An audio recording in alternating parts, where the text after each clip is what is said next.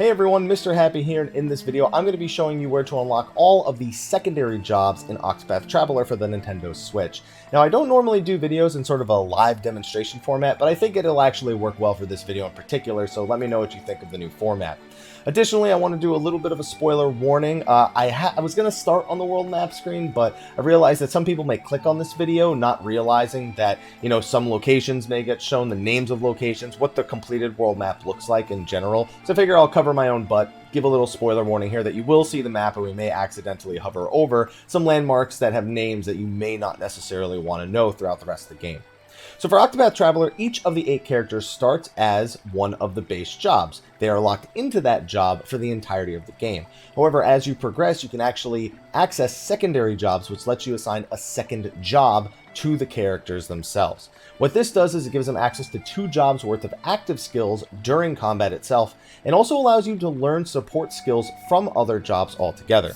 For example, if we go over to our support skills for Cyrus here, you can actually see that I have a whole list of support skills because I've gone and given him access to tons of secondary jobs in order to learn these skills with the job points that he's picked up in combat. This allows you to really customize your experience in a way that will probably vary greatly from player to player.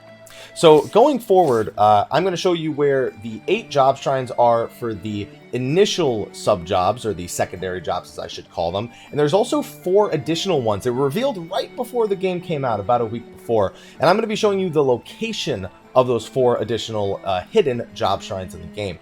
There are bosses at each of those additional 4 shrines, but I'm not going to be showing those in this video. I got to go dig up footage of my kills of those on the playthrough, and we'll probably do guides on those bosses since they can be tough, and they do require your party to be around, the middle of the pack levels, like, 40 to 45 plus would probably be the recommended range for those bosses.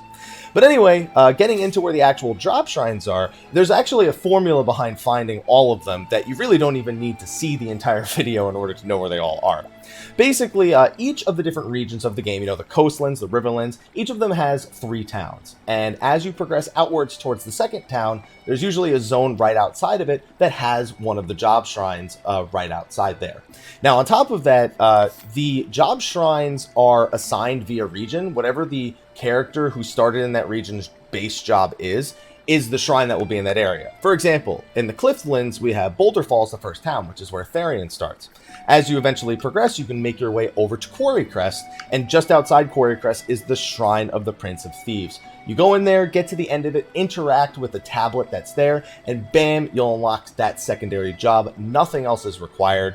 The area around it and the shrine itself is about level 25, so you probably want to be close to or just a few levels under that just to safely get there. You can of course flee from the battles. You can try to minimize the amount of battles you get with Cyrus's evasive maneuvers, or Scholar's evasive maneuvers as I should call it. But as long as you can get to the shrine safe and get to the end, you should be okay to unlock it. I went about doing this early on into chapter 2. I literally went from region to region and unlocked all of the individual secondary jobs. So you can see here in the Clifflands, just outside of Quarry Crest, we have the Shrine of the Prince of Thieves. You can get there via the South Quarry Crest Pass. Going over here to the Riverlands, the secondary town would be Saintsbridge, and you can see on the East Saintsbridge Traverse, we have the Shrine of the Healer. That is Apothecary, although some of you may see that and think that it's actually the Cleric.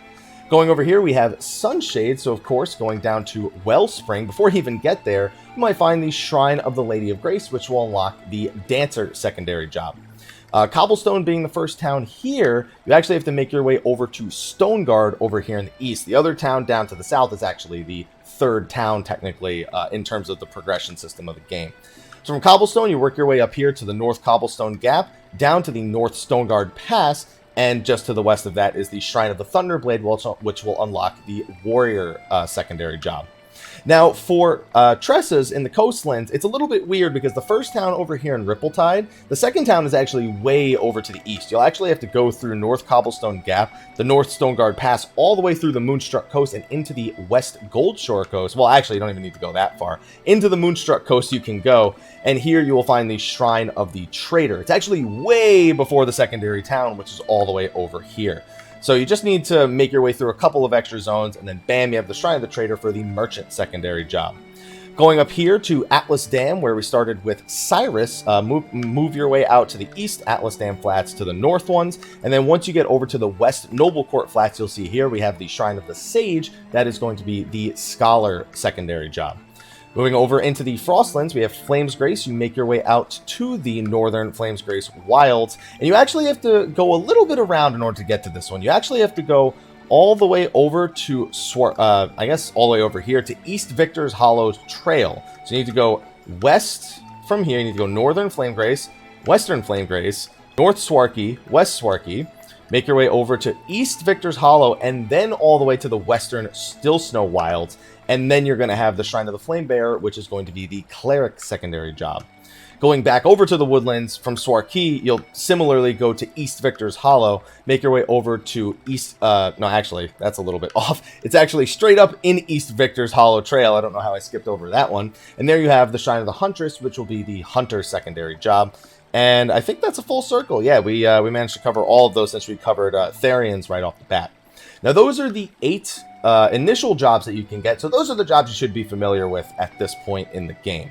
So then there's, again, 4 additional job shrines, which are basically considered super jobs. They are just leagues above in some ways in terms of both their support skills as well as the active skills that they have, the base jobs in the game. But there's only 4 of them, so you can do some really interesting combinations with them in a given party.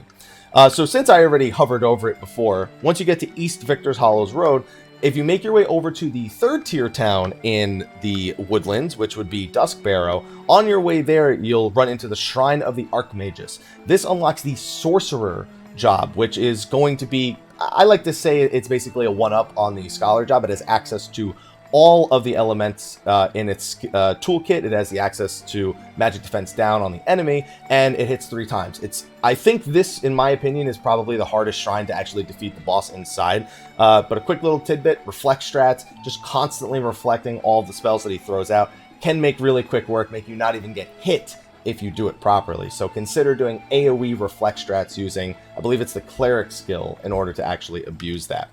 Moving over into the northeast side of the map, just outside of the 3rd tier town of the Flatlands, Whisper Mill is going to be the Shrine of the Starseer. I found this boss not to be overly difficult. There's one attack that they do that could be a little bit problematic, but this is in the western Whisper Mill Flats, and again, you'll probably want to be in your mid to upper 40s before taking on this boss, unless you've got some really solid strategies laid out. Another really big, I guess, caster boss, so definitely another strat where you could consider using Reflect a lot, but it does do some other things, so you do need to be a little bit careful. Moving over here into the southeast of the map, we can actually go down here, not all the way over there. The 3rd town in the Highlands is Everhold, and just outside of Everhold in the West Everhold Pass is the Shrine of the Rune Blade, which will unlock the Rune Lord job for your secondary jobs. Rune Lord has a good mix of physical and elemental attacks, but overall isn't too threatening. I found this to be one of the easier ones. I did defeat the Starseer myself for the first one, and I didn't feel like it helped too much with the Rune Lord, but the extra defenses that you can get from some of the skills that you get from the Starseer can definitely come in handy before you come and tackle this one. And finally, in the southwest side of the map, just outside of the Riverlands town of Riverford, this is the tier 3 town for the Riverlands, we have in the north Riverford Traverse, we have the Shrine of the Warbringer, which is just a ton of physical damage coming out at you. So anything that negates physical damage, Shackle Foe from Thieves, the Protect effect, any and all of that will help you a lot when going up against this boss. Again, I'm going to have to do a separate video for the bosses altogether, one that won't be a live demonstration such as this, since I do have footage from me defeating all of those bosses individually. But once you've unlocked all 12 of those, you'll have access to tons of skills, lots of different unique combinations that you can see here. If we go into the job menu, you can see we have the Sorcerer, we have the War Master, the Rune Lord. Like I've made pretty good use of all of these support jobs, and they all have really, really powerful combinations that can absolutely decimate and be game-breaking if you know how to use them at their absolute best. Cyrus here, I almost always 1 or 2 shot bosses as soon as I get him in his rhythm, doing over 150,000 damage in a single turn after I've done maybe 2 or 3 turns of prep. Ulbrich can do something similar, probably even more than Cyrus if you set it up properly. And then Rune Lord in itself, incredibly powerful. It's one of the most powerful jobs if you have the right setup as well, because it allows you to get a ton of damage without burning any BP at all, which leaves you open and adaptable to a ton of different situations. But anyway, that's the location for all 12 of the different job shrines in Octopath Traveler, so get to unlocking those. Be on the lookout for at least a discussion about the different bosses over the footage that I have from when I defeated them on the live stream, and I'll be giving additional tips based on my own observations of my boss playthroughs, because they are definitely not as good as those boss kills can get. Far from it.